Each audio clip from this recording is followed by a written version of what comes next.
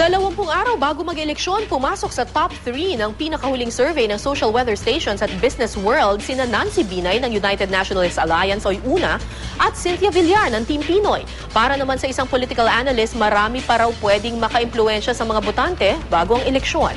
May nusugo si Jam Sisante.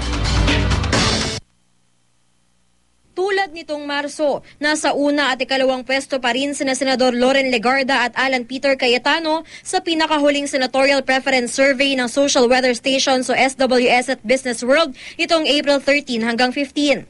Pero sa kauna-unahang pagkakataon, pumasok sa 3rd at 4th place sina Nancy Binay ng United Nationalist Alliance at Cynthia Villar ng Team Pinoy.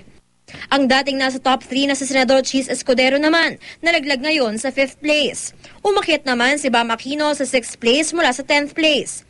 Pantay naman sa 7th at 8th place sina Senador Coco Pimentel at JV Ejercito, na dating nasa 3rd at 4th place noong Marso. Mula 12th place, nasa 9th place na ngayon si Sonny Angara.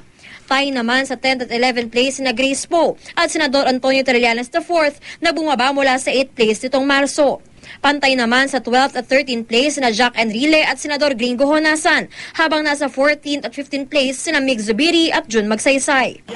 Ang Team Pinoy masaya sa resulta ng survey. Nakikita namin yung epekto ng dalawang bagay. Una is yung patuloy na pagtaas ng trust rating at saka ng endorsement power ng Pangulo. Malaking tulong din yun, yung pag-arangkada ng local elections dahil marami talaga dito sa mga nakausad o yung mga mananalo sa lokal ay dala at bit-bit ang Team Pinoy. Ang una naman, may ilan pa rin kinukestyon kaugnay sa survey.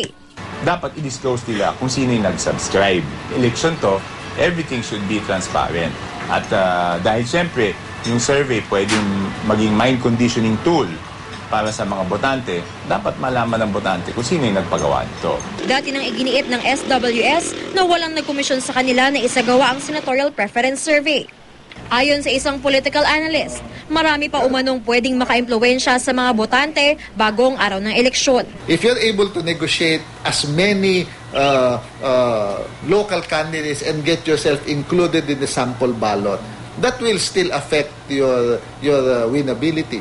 The other one that the surveys cannot possibly capture is the Iglesia ni Cristo vote. The Iglesia ni Cristo vote will matter for those from ranks 9 to about 15. Jam Sisante, GMA News.